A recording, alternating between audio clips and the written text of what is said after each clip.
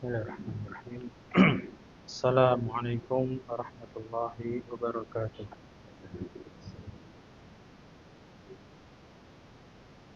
Innal hamdalillah nahmaduhu wa nasta'inuhu wa nastaghfiruh wa na'udzu billahi min shururi anfusina wa min sayyiati a'malina. Man yahdihillahu fala mudilla lahu wa man yudlil fala hadiya lahu.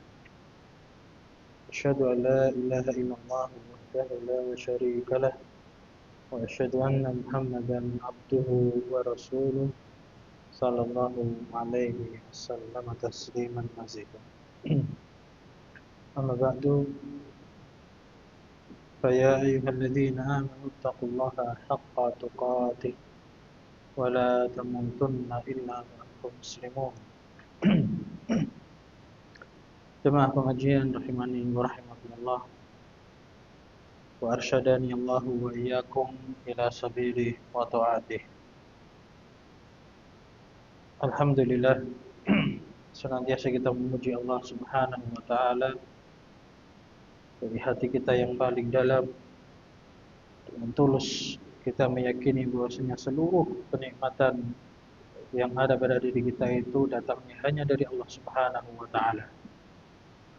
Sehingga tercurah dengan lisan kita pujian untuk Allah Subhanahu wa taala sebagai rasa syukur kita atas nikmat tersebut, dengan mengucapkan kalimat thayyibah, kalimat tahmid, mengagungkan, menyanjung dan memuji Allah Subhanahu wa taala dengan mengucapkan alhamdulillahirabbil alamin atas segala kenikmatan yang telah Allah berikan pada kita. Dan tentunya kita juga berusaha menjadi hamba yang bersyukur kepada Allah Subhanahu wa taala atas segala nikmatnya dengan membuktikan rasa syukur kita, yaitu menggunakan kenikmatan yang Allah berikan kepada kita untuk ketaatan. Untuk kita senantiasa bertakwa kepada Allah Subhanahu wa taala, dalam artian takwa yaitu menjalankan perintah-perintah Allah, menjalankan hukum-hukum Allah, menjalankan syariat-syariat Allah, sekaligus juga meninggalkan seluruh larangan-larangannya. Bertakwa kepada Allah kapanpun dan dimanapun kita berada. Baik ketika kita dalam keramaian, ada orang lain yang melihat, kita tetap bertakwa kepada Allah, maupun ketika kita dalam keadaan sendirian, tidak ada orang yang lihat. Maka hendaknya kita juga senantiasa menjaga rasa takwa kita kepada Allah Subhanahu wa taala. Baik dalam ketaatan, artinya ketika dalam kesendirian kita tetap semangat untuk menjalankan ibadah meskipun tidak ada yang lihat, karena tujuan kita hanya Allah Subhanahu wa taala. Maupun dalam hal meninggalkan kemaksiatan, itu ujian juga. Meskipun dalam keadaan sendirian tidak ada yang lihat, hendaknya kita tetap menjaga diri untuk tidak melakukan kemaksiatan kepada Allah Subhanahu wa taala. Itulah hakikat daripada rasa takwa kita kepada Allah kapanpun dan dimanapun kita berada. Dan juga takwa itu dalam keadaan bagaimanapun. Bagaimanapun keadaan kita hendaknya bertakwa kepada Allah. Bagaimana maksudnya keadaan itu? Keadaan kita sebagai manusia itu pasti tidak akan lepas dari dua keadaan. Ada kalanya kita mendapatkan kenikmatan, kesenangan, maka cara bertakwanya adalah dengan bersyukur. Bersyukur dengan yang sudah kita sebutkan tadi, menggunakan kenikmatan tersebut untuk ketaatan kepada Allah. Dan ada kalanya ketika kita tidak mendapatkan kenikmatan, berarti kita mendapatkan musibah. Maka cara bertakwanya adalah dengan cara bersabar. Artinya apa bersabar? Ketika tertimpa musibah, kita tetap istiqomah di atas ketaatan kepada Allah. Tidak mencela takdir, tidak berkeluh kesah, kemudian tidak semangat. Artinya apa? Tetap semangat di dalam beribadah kepada Allah Subhanahu wa taala. Nah, itu artinya bertakwa dalam semua keadaan.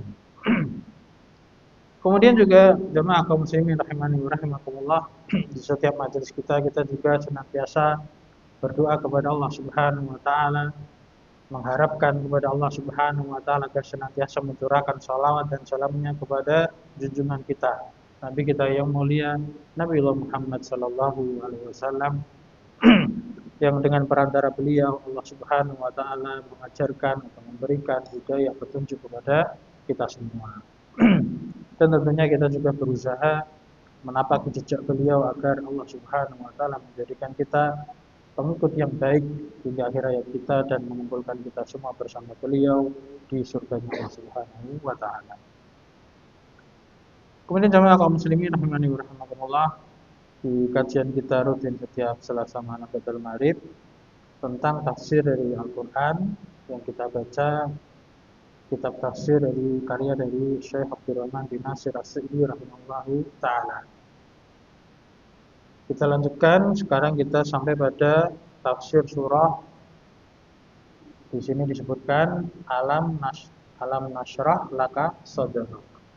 Ya, dalam buku atau kitab-kitab yang lainnya atau dalam Al-Qur'an kadang ada yang menyebut surat ini dengan nama surah Asy-Syarh atau juga surah Al-Insyirah. Ya, semuanya sama itu, Pak. Artinya dari kata apa? Dari kata syaraha yashrahu syarhan.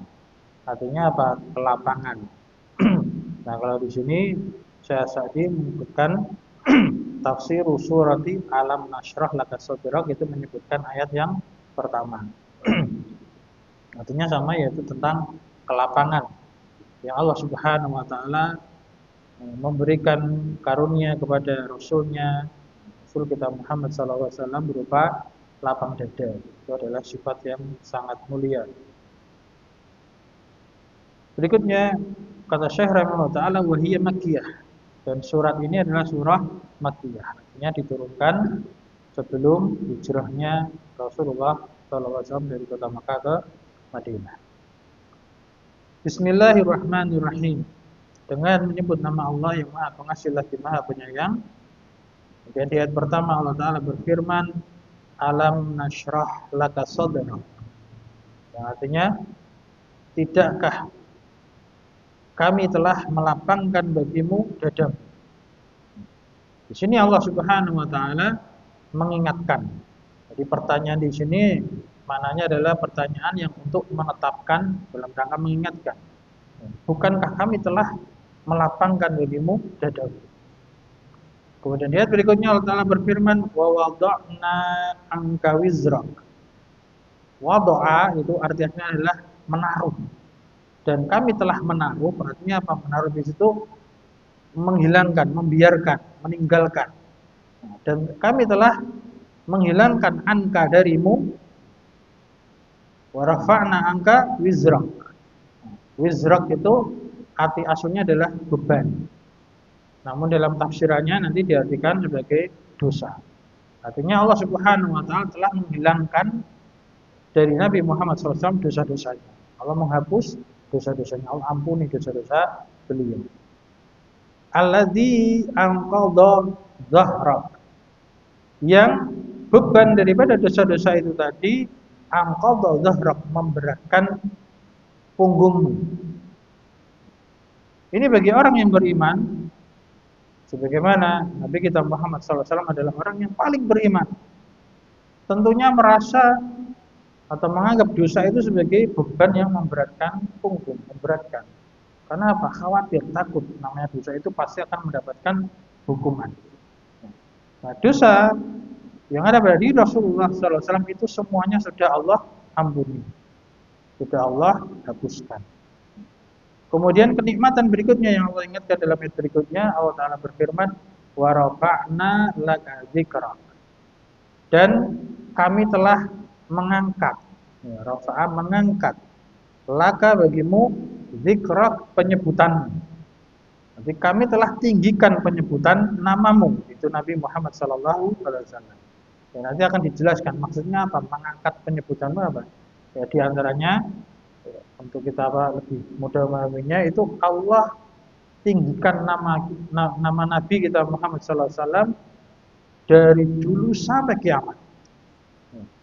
Penyebutan nama Nabi itu senantiasa disebut. Setiap hari itu senantiasa disebut. Seperti apa contohnya? Pada adzan dan iqamah.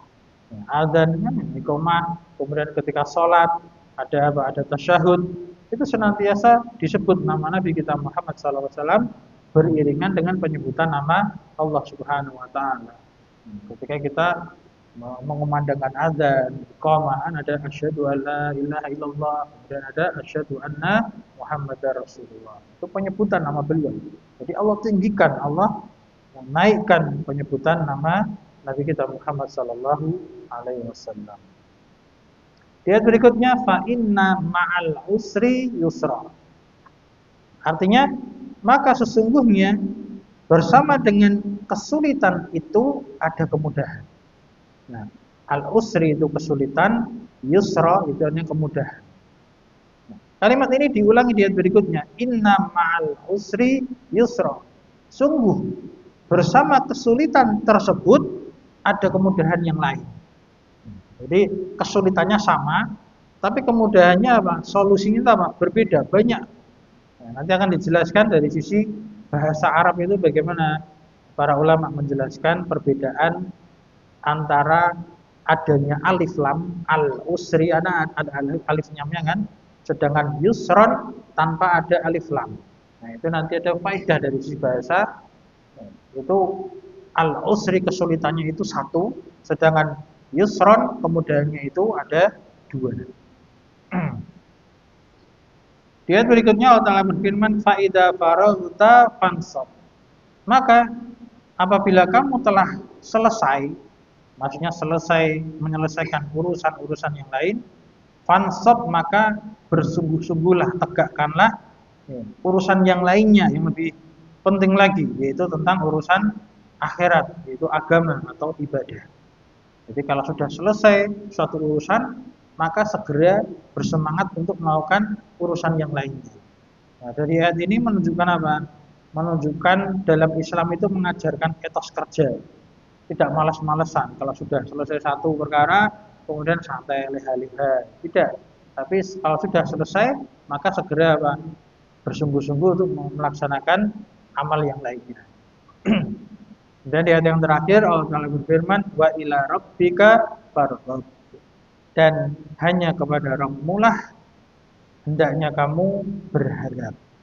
Farghab, berharap. Ini adalah merupakan bentuk ibadah, yaitu rasa harap kita hanya kepada Allah Subhanahu wa ta'ala. Jadi kita sebagai hamba, sebagai makhluk itu hendaknya punya rasa harap, harapan kita itu hanya kepada Allah. Karena setelah kita ketahui barang siapa yang berharap kepada selain Allah, maka dia akan mendapatkan apa? Kekecewaan. Makanya kita hendaknya berharap hanya kepada Allah Subhanahu wa ta'ala. Berikutnya jamaah kaum muslimin rahimani wa rahimakumullah, kita baca keterangan Al-Mufassir Asy-Syaikh Abdurrahman bin Nasir As-Sa'di rahimahullah taala. Yaqulu ta'ala mumtannan ala rasulih. Allah Subhanahu wa taala berfirman dalam rangka mengingatkan kenikmatan yang Allah berikan atas Rasulnya. Jadi sebagian ulama itu menyebutkan bahwasanya surah Alam Nashrah ini ada kaitan dengan surah sebelumnya yang insya Allah kita baca di pertemuan yang datang, yaitu surah Ad-Duha. Nah, kalau dalam surah Ad-Duha itu ada penyebutan kenikmatan-kenikmatan yang bersifat fisik, yang bersifat apa? Jasmani. Sedangkan pada surah Alam Nashrah ini ada penyebutan kenikmatan-kenikmatan dari Allah kepada Nabi-Nya Muhammad SAW yang bersifat maknawi. Nah, di antaranya yang pertama di sini, ayat yang pertama Allah Ta'ala berfirman, Alam nashrah laka sadrak. Tidakkah kami telah melapangkan bagimu dadamu? Dalam tafsiran para ulama ahli tafsir tentang makna daripada melapangkan dada ini ada dua penafsiran. Penafsiran pertama, penafsiran secara hissi, yaitu secara jasmani. Artinya Allah Subhanahu wa taala benar-benar melapangkan dada beliau. Artinya sebagaimana dalam hadis yang dibawakan oleh Imam Ibnu Katsir dalam tafsirnya dari Abu Hurairah radhiyallahu taala anhu, Rasulullah menceritakan bahwasanya dahulu beliau waktu usia masih kecil sekitar 10 tahunan, itu ada dua orang yang mendatangi beliau. Yang dua orang itu ternyata adalah malaikat yang membelah dada beliau. Benar-benar dibelah, namun tidak keluar darah sedikit pun dari dada beliau. Kemudian dikeluarkan dari dalam dada beliau itu segumpal darah yang hitam, itu adalah penyakit hati, iri, dengki. Nah, itu dikeluarkan dari dada beliau. Kemudian dimasukkan ke dalam beliau segumpal yang berwarna perak cerah itu, putih berkilau. Itu adalah hati yang bersih. Jadi benar-benar di lapangan dada beliau, dibuka hati beliau, kemudian diisi dengan hal-hal yang penuh dengan kebaikan, sedangkan keburukan dikeluarkan dari hati beliau sallallahu alaihi wasallam. Nah, adapun makna yang kedua itu makna secara maknawi. Ya. Tafsiran daripada kami melapangkan bagimu dadamu adalah secara maknawi.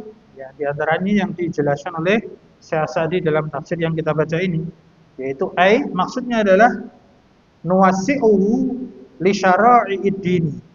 Artinya adalah kami melapangkan bagimu, melapangkan dadamu tersebut untuk menerima syariat-syariat agama. Untuk menerima syariat-syariat agama.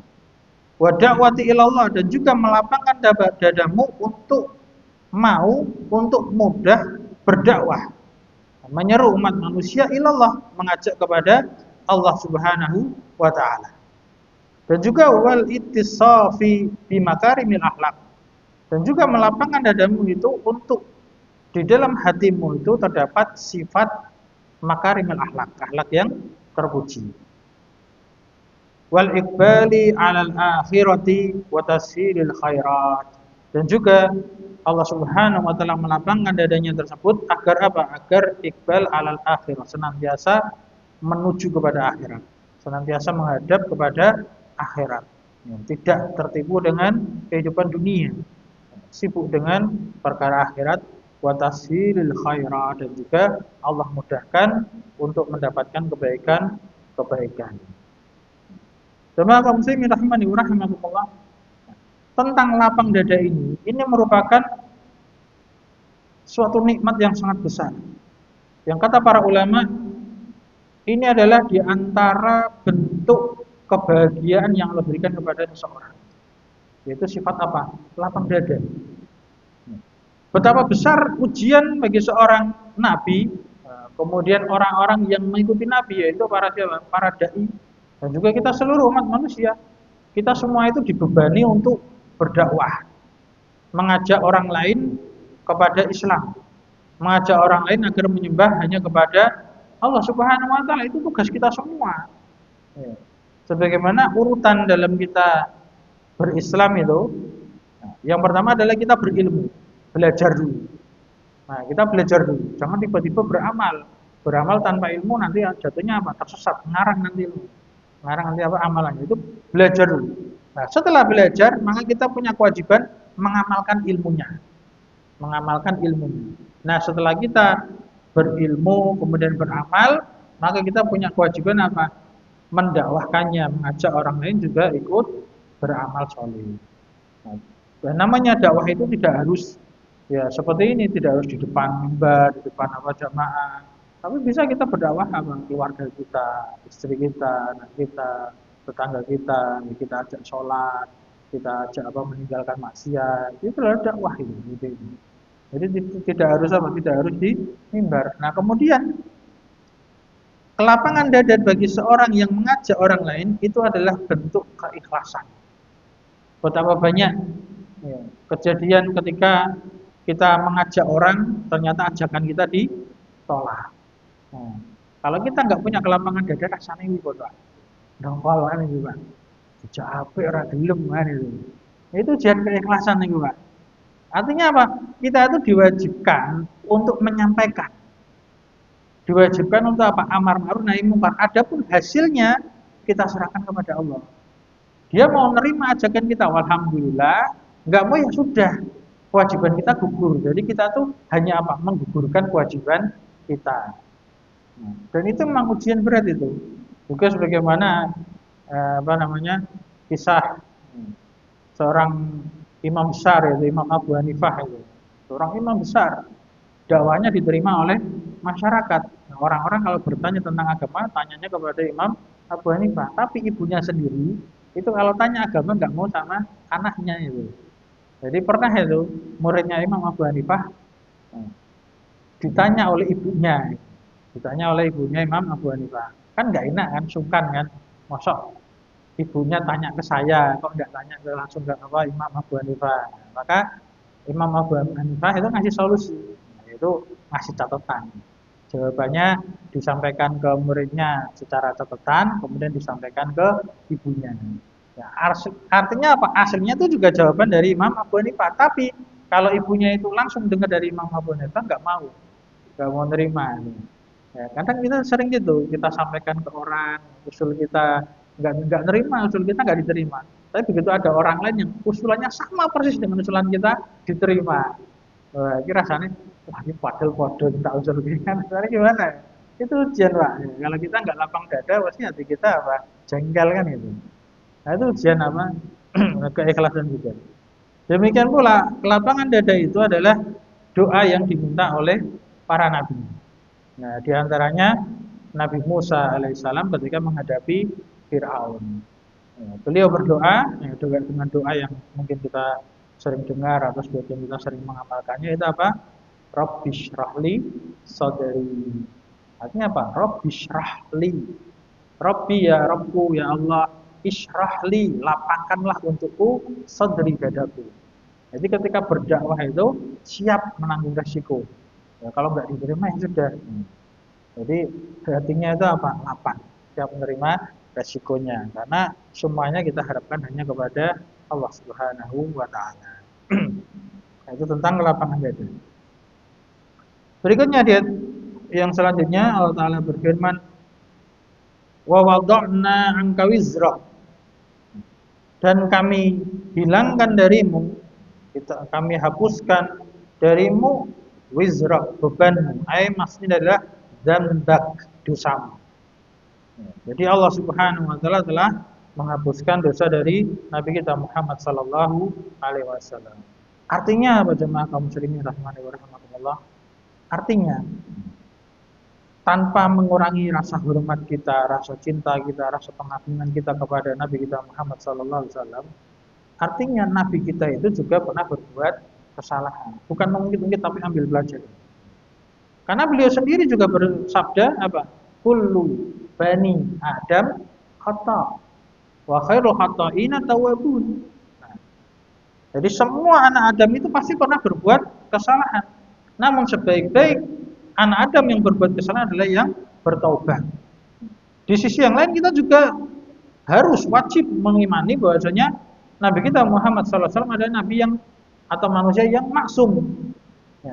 Artinya maksum itu hanya dijaga. Dijaga itu bukan berarti tidak pernah berbuat salah, tapi arti dijaga itu adalah ketika berbuat salah langsung Allah tegur. Langsung Allah tegur, kemudian Allah kasih hidayah, kasih petunjuk, langsung Allah hapuskan dosanya. Itu maknanya maksum seperti itu. Sebagaimana kita sering baca atau pernah dengar tentang apa surah Abasa. Abasa wa tawalla. Itu kan artinya apa? Bermuka masa. Jadi pernah Rasulullah SAW ketika didatangi orang buta, nah itu beliau bermuka masa. Artinya beliau kayak malas gitu ketemu dengan orang yang buta. Namun ketika ada orang kaya yang mendatanginya, beliau kelihatan sumringah. Ini kan tabiat manusia. Tabiat manusia, kita kalau datangi orang kemis kan, waduh, jauh. Tapi kalau datangi orang kaya, wah ada apa ini? Mau dikasih apa ya? Nah, itu tabiat manusia gitu. Nah, lalu Allah Subhanahu wa taala menegur langsung, kemudian Allah kasih hidayah dan Allah ampuni dosanya. Nah, kemudian hikmah juga ketika Nabi kita Muhammad SAW pernah berbuat kesalahan, hikmahnya apa? Hikmahnya adalah kita sebagai orang biasa aja itu pasti lebih-lebih pernah dan sering melakukan kesalahan. Nah, hikmahnya apa? Ada solusinya. Solusinya kalau kita berbuat salah, Nabi kita mengajarkan agar kita bertobat, agar kita beristighfar, minta ampun kepada Allah Subhanahu wa taala. Cuman bedanya kalau Nabi kita kan pasti diampuni. Sudah ada jaminan pengampunan dari Allah, jaminan surga. Kalau kita belum ada jaminan, makanya kita harus lebih semangat lagi memperbanyak istighfar, segera bertobat kepada Allah Subhanahu wa taala. Kata Syekh selanjutnya rahimahullah taala di sini, aidzambak allazi anqadha.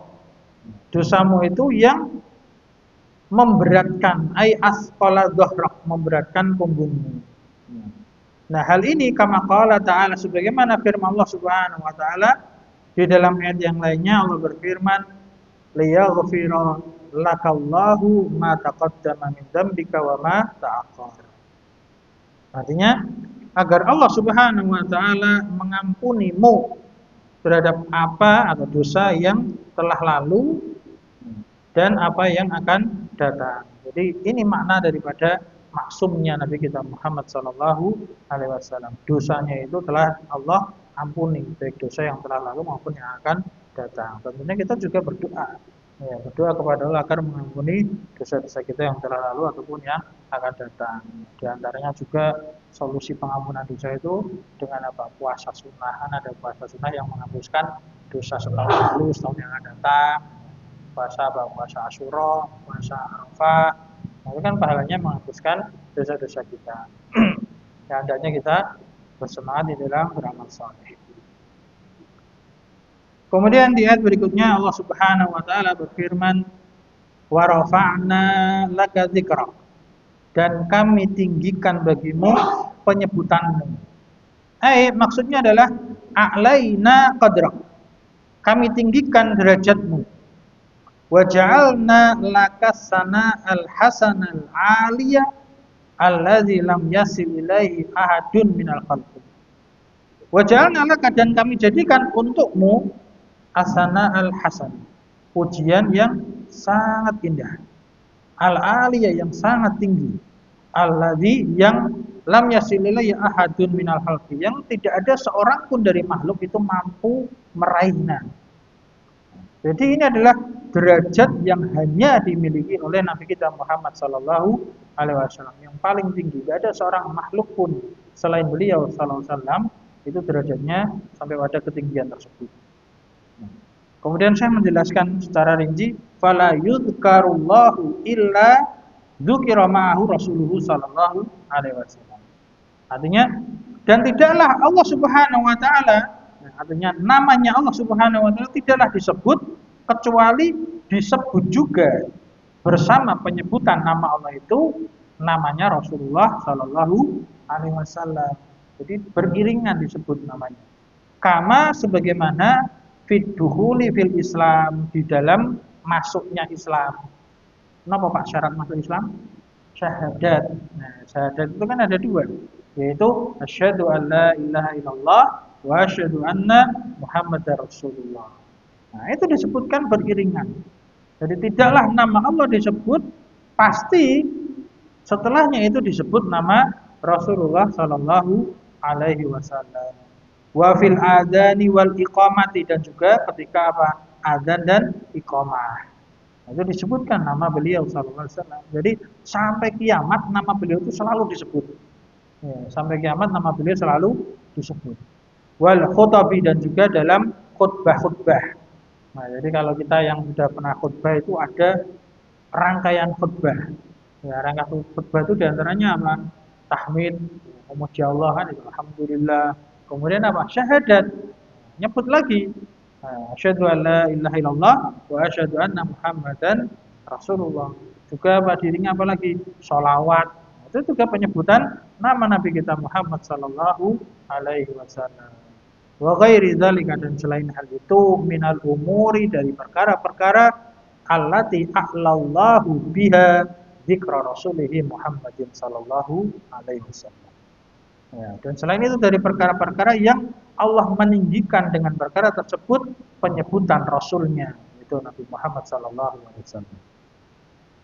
Walahu, dan untuk beliau sallallahu alaihi wasallam, fi qulubi ummatihi, di dalam hatinya umatnya itu ada minal mahabbah, ada rasa cinta, wal ijlal, dan pengagungan, wa ta'zim, dan pengagungan, sama pemuliaan dan pengagungan, ma laisa li ahadin ghairihi ba'dallahi ta'ala, yang rasa cinta, pemuliaan, pengagungan tersebut tidaklah dimiliki oleh seorang pun selain beliau sallallahu alaihi wasallam setelah Allah Subhanahu wa taala.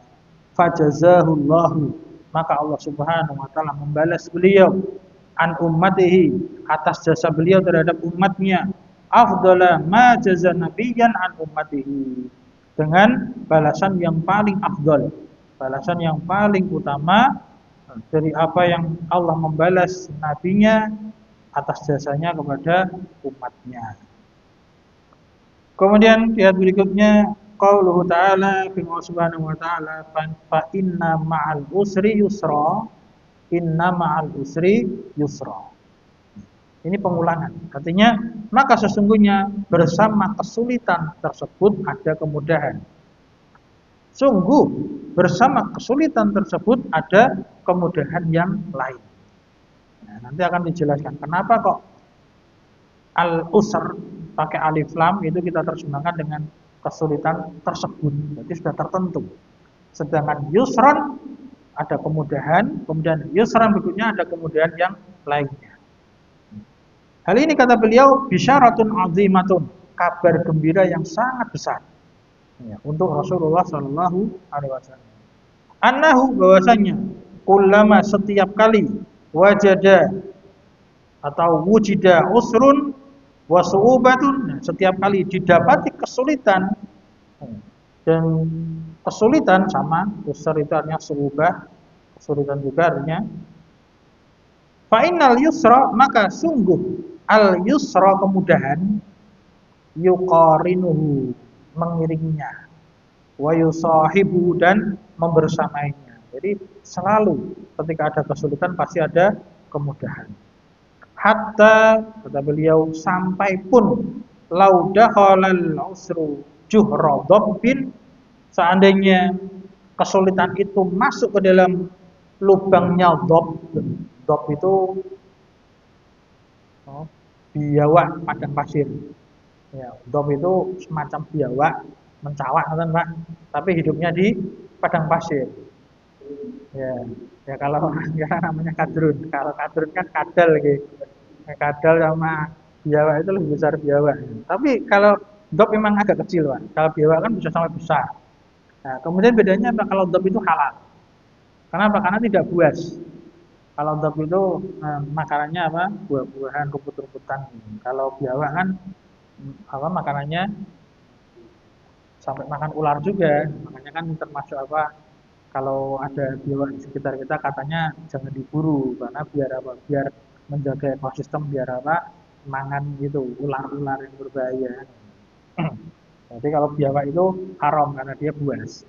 Adapun dhab itu halal karena dulu Rasulullah SAW itu pernah disuguhi dhab. Namun beliau ternyata nggak doyan. Tapi nggak doyan itu bukan berarti haram. Tapi artinya apa? Sahabat Nabi kan pada makan dan beliau membiarkan, berarti apa? Boleh. Hukumnya mubah, itu dhab. Ya, jadi kembali lagi ke sini. Jadi seandainya kesulitan itu masuk ke lubang dhab, ini apa? Kecil itu, Pak. Kecil di dalamnya itu. Fa'inal yusra laudakhalal usru juhra dhabbin ladakhala alaihil yusru. Jadi seandainya kesulitan itu sampai masuk ke dalam lubang dhab, maka sungguh al yusru, kemudahan itu juga akan memasukinya, fa akhrajahu, dan akan mengeluarkan kesulitan tersebut, artinya akan memberikan kemudahan. Kama qala ta'ala, juga sebagaimana firman Allah Subhanahu wa taala di dalam ayat yang lain, Allah Taala berfirman, sayaj'alullahu ba'da usrin yusra. Allah Subhanahu wa taala akan menjadikan setelah kesulitan itu ada kemudahan. Juga wa kama qala Nabi, sebagaimana sabda Nabi sallallahu alaihi wasallam, wa innal faraja ma'al karbi. Sesungguhnya terdapat jalan keluar, solusi bersamaan dengan problema, bersama dengan apa? Masalah. Jadi ketika kita mendapatkan problem, masalah, pasti ada solusinya, pasti ada jalan keluarnya. Wa inna ma'al usri yusra. Ini sabda Rasulullah SAW. Dan juga bersamaan kesulitan itu ada kemudahan. Itu makna secara umum. Nah, makna berikutnya yang beliau jelaskan secara bahasa Arab. Kalau kita belajar bahasa Arab, berikut penjelasannya. Wa ta'riful usri, ta'rif itu artinya memakrifahkan. Makrifah itu artinya sesuatu yang sudah dikenali. Jadi contohnya gini Pak, jadi dalam bahasa Arab itu ada kata ma'rifah, ada kata lawannya itu nakiroh. Nah, kalau kata nakiroh itu paling gampang ciri-cirinya masih tanwin, masih ada tanwinnya. Contohnya misalkan masjidun. Nah, masjidun ini ada tanwinnya. Nah, kalau dikasih alif lam nanti jadi al masjidu. Nggak boleh al masjidun, nggak boleh Pak. Jadi kalau tanpa alif lam masjidun ada tanwinnya. Tapi kalau ada alifnya al masjidu. Nah, kalau kita mengatakan kita ngobrol sama orang, sholat itu di masjidin. Aku sholat di suatu masjid, masjidin ada tanwinnya. Artinya apa? Masjidnya umum, belum jelas. Masjid mana itu? Belum tertentu. Nggak tahu, masih umum. Tapi kalau kita mengatakan sholat itu fil masjidi. Aku telah sholat di masjid itu, masjid tertentu. Paham nggih Pak? Bedanya antara nakiroh yang ada tanwinnya sama ma'rifah ada alif lamnya. Nah, ini di sini wa ta'riful usri. Jadi kalimat al-usr kesulitan itu ada alif lamnya. Dia ma'rifah. Sehingga terjemahnya apa? Kesulitan tersebut. Kesulitan itu. Kata Syekh wa ta'riful usri fil ayataini di dalam dua ayat. Kan itu kan dua ayat beriringan. Ya dulu menunjukkan ala annahu bahwasanya wahidun, kesulitannya itu satu. Jadi kesulitannya itu wahid satu. Wa tankirul yusri dan nakirohnya kata yusr. Kan yusron ada tanwinnya Pak. Yusron kan tanwin. Nah, nakirohnya kata yusr itu ya dulu ala takrorihi menunjukkan atas pengulangan kata kemudian tersebut. Artinya apa? Kemudian itu ada dua, diulangi lagi. Kemudian yang lainnya. Penggandaan. Takrornya penggandaannya apa? Kemudiannya itu double. Nah, maka kata beliau, falan yaghliba usrun yusrain. Maka tidak mungkin satu kesulitan itu bisa mengalahkan dua kemudahan. Nah, jadi kita harus yakin ini Pak. Setiap kita mendapati kesulitan pasti ada kemudahan. Nah, cuman kadang kita nggak yakin saja. Nah, ya, masalahnya itu kita yakin atau enggak ya. Ya, kembali lagi tadi ke insyirah sadr. Kalau kita yakin, maka hati kita jadi lapang. Kalau kita menghadapi masalah itu tidak kemerungsung, Pak. Tidak emosi, tidak gerusa-gerusu. Itu merupakan apa? Ya, merupakan buah kebahagiaan, itu lapangnya dada kita meyakini setiap masalah itu pasti ada solusinya. Jadi sabar aja. Kemudian kata beliau selanjutnya masih secara bahasa Arabnya itu wa fi ta'rifihi bil alifi wal lam. Dan di dalam pemakrifatan kata al-usr itu dengan alif lam adalah tuh menunjukkan atas alal istighraqi wal umum. Jadi menunjukkan secara keseluruhan dan umumnya apa kesulitannya itu apa saja. Baik kesulitan duniawi ataupun kesulitan ukhrawi dunia, misalkan kita sulit di dalam belajar, sulit di dalam apa membaca tajwid, tahsin, dan lainnya, sulit dalam apa memahami suatu pembahasan, atau kesulitan dalam perkara-perkara duniawi, kita sulit dalam menghadapi apa pekerjaan kita, artinya semua kesulitan. Ya, umum, maknanya kesulitan di sini adalah umum. Ya dulu ala anna kulla usrin wa in balagha minas su'ubah ma balag. Artinya hal ini menunjukkan bahwa semua kesulitan meskipun wa in balagha, meskipun kesulitan itu sampai pada kesulitan yang sangat sulit, ya, ma balagha sampai pada puncaknya kesulitan, fa innahu maka sungguh kita harus yakin, sungguh kita yakin apa? Fi akhirihi taisiru. Di dalam akhirnya itu pasti ada kemudahan. Ada kemudahan, mulazimul lahu yang senantiasa menyertai kesulitan tersebut. Jadi pasti ada kemudahannya. Kemudian amarallahu rasulahu aslan wal mu'minina taba'an. Kemudian di ayat berikutnya kata Syekh, Allah Subhanahu wa taala memerintahkan rasulnya, amarallahu rasulahu. Jadi Allah memerintahkan rasulnya aslan secara asal. Jadi ayat ini namanya Al-Qur'an itu kan dari Allah Subhanahu wa taala kepada rasulnya. Nah, ketika Allah Subhanahu wa taala berfirman fa idza faraghta, ya, apabila kamu telah lapang, telah selesai mengerjakan urusan, berarti kamu itu siapa? Rasulullah. Ya, utusan Allah Subhanahu wa taala. Jadi secara asal Allah memerintahkan kepada rasulnya. Namun wal mu'minina tab'an, dan Allah juga memerintahkan kepada orang-orang yang beriman, karena orang beriman itu apa? Tabi'in, tab'an, mengikuti Rasulullah sallallahu alaihi wasallam. Jadi semua syariat yang Allah syariatkan kepada Nabi kita Muhammad sallallahu alaihi wasallam, maka itu juga syariat untuk kita semua sebagai orang-orang yang beriman yang mengikuti beliau sallallahu alaihi wasallam. Nah, apa perintah Allah kepada Rasulnya dan kita orang-orang yang beriman? Perintahnya adalah bisyukrihi. Nah, perintah agar bersyukur kepada Allah. Wal qiyami biwajibi ni'amihi, dan menegakkan kewajiban atas kenikmatan yang telah Allah berikan kepada kita. Faqala, lalu Allah Subhanahu wa taala berfirman, fa idza faraghta fansab. Artinya, dan apabila kamu telah selesai, faragh itu artinya itu longgar, sudah sudah selesai urusannya itu, sudah longgar waktunya, fansab, maka sungguh-sungguhlah, maka ikuti apa dengan amal soleh yang lainnya. Kata Syekh, maksudnya adalah idza tafarraghta min asghalika. Ya, jadi apabila kamu telah longgar, telah selesai min asghalika, dari kesibukan-kesibukanmu. Nah, ini kata para ulama yang menafsirkan dari ayat ini, itu mereka kesibukan itu ada dua. Baik kesibukan dunia maupun kesibukan akhirat. Intinya dua-duanya sama-sama sibuk kita, Pak. Nah, namun dalam tafsir Ibnu Katsir ini beliau sampai mengaitkan dengan hadis apa? La sholata bihadrati ta'am. Tidak ada sholat ketika makanan itu sudah hadir.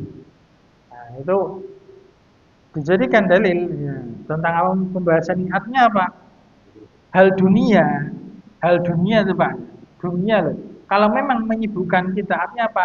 Hati kita tuh condong kepadanya, sehingga kalau kita meninggalkan itu untuk ibadah, nanti ibadah kita nggak khusyuk. Ya, maka lebih apa? Mending, istilahnya gitu. Mending apa? Makan dulu. Jadi selesaikan apa? Makannya dulu. Tapi syaratnya apa? Makannya sudah ada. Karena kata Nabi kita tadi, la sholata bihadrati ta'am. Kalau makannya sudah hadir. Kalau belum hadir ya sabar. Ya, sabar dulu kan. Apalagi kalau puasa, jangan itu sabar. Tapi kalau makanan sudah hadir, sudah ada di hadapan kita, ya, maka lebih baik makan dulu sampai apa kita longgar, legowo, baru kita menjalankan ibadah sholat. Sama demikian ya Pak. Itu dibahas juga dalam apa pembahasan usul fikih, qawaid fikih itu, sampai pun seorang hakim itu Pak, seorang hakim pengadilan, kalau beliau itu waktu sidang kebelet kencing, ya, kebelet kencing Pak, itu jangan memutuskan itu Pak, nggak boleh memutuskan. Jadi harus apa? Harus ke WC dulu, selesaikan dulu kencingnya biar apa? Lego. Karena biasanya orang kebelet pipis kan apa? Kemerungsungan, waduh keputusannya ya, itu bahaya itu. Bisa mempengaruhi keputusan. Jadi apa? Selesaikan dulu. Jadi longgarkan dulu, selesaikan urusanmu, baru kemudian bersungguh-sungguhlah di dalam urusan amal yang lainnya. Ya, kita selesaikan aja. Selesaikan atau tinggal dikit ya Pak. Selesaikan ya. Jadi apabila kalian atau kamu telah longgar, selesai daripada kesibukan-kesibukanmu, walam yabqa fi qalbika, dan tidak tersisa di dalam hatimu ma ya'uquhu, hal yang memberatkan hatimu tersebut, fajtahid, maka istihadlah, bersungguh-sungguhlah fil ibadah wa du'a, dalam beribadah dan berdoa. Jadi ikuti kesibukan dengan ibadah dan doa. Wa ila rabbika, dan di ayat yang terakhir itu ila rabbika farghab, dan hanya kepada Rabbmu wahdahu saja farghab, maka berharaplah. Maksudnya adalah a'zimir raghbata, besarkanlah rasa harapmu fi ijabati du'aika, di dalam pengabulan doamu, wa qabuli ibadatika, dan di dalam diterimanya amal ibadahmu. Jadi kalau kita beramal ibadah, hendaknya kita besarkan rasa harap kita, semoga Allah menerima amal ibadah kita. Wala takun, dan janganlah kamu menjadi mimman, termasuk orang yang idza farahu wa tafrahu laibu wa aradu. Jadi jangan menjadi orang yang ketika sudah longgar, ketika sudah lapang waktunya, itu malah main-main. Malah apa? A'radu, berpaling, an rabbihim, dari Rabbnya an dzikri dari berzikir kepada Allah Subhanahu wa taala fatakunu minal khasirin sehingga kamu menjadi orang yang rugi. Waliyadzubillah, naudzubillah min dzalik. Jadi kalau kita sudah longgar, biasanya kita sibukkan dengan amal ibadah yang lainnya. Kemudian kata beliau waqafila dan ada yang mengatakan nah, inna makna qaula sungguhnya makna firman Allah Subhanahu wa taala fa idza faragta apabila kamu telah longgar maksudnya adalah kamu telah selesai minas salat dari salat. Wa akmal taha dan kamu sudah menyempurnakan salat tersebut fansab fi doa maka sungguh-sungguhlah di dalam berdoa. Jadi syariatnya kalau sudah selesai salat hendaknya diikuti dengan doa dan sungguh-sungguh di dalam doa wa ila rabbika farghab kan itu. Dan hanya kepada Rabbmu berharaplah fi su'ali matalibik dan di dalam apa? Meminta kebutuhan-kebutuhan. Jadi sungguh-sungguh kalau sudah sholat ikuti dengan apa? Zikir dan doa. Berbanyak doa kepada Allah dan hanya berharap kepada Allah Subhanahu wa taala.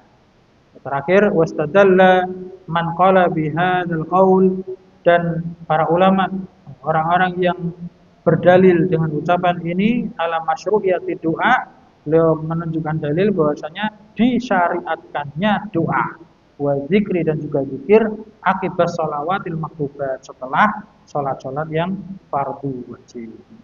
Wallahu a'lamu bidzalika dan Allah lebih atau maha mengetahui dengan hal itu tamat walhamdulillah walillahil hamdu. Selesai alhamdulillah. Semoga apa yang kita sampaikan kesempatan kali ini bermanfaat kita semua. Kita berharap semoga Allah Subhanahu wa taala senantiasa melapangkan dada kita dan memudahkan kita untuk terus-menerus istiqomah di atas beramal saleh sehingga Allah Subhanahu wa taala menerima seluruh amal ibadah kita dan mengampuni dosa-dosa kita.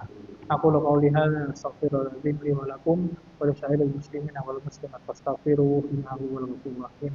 Subhanakallahumma wa bihamdik asyhadu an la ilaha illa anta astaghfiruka wa atubu ilaik. Alhamdulillahirabbil alamin. Assalamualaikum warahmatullahi wabarakatuh.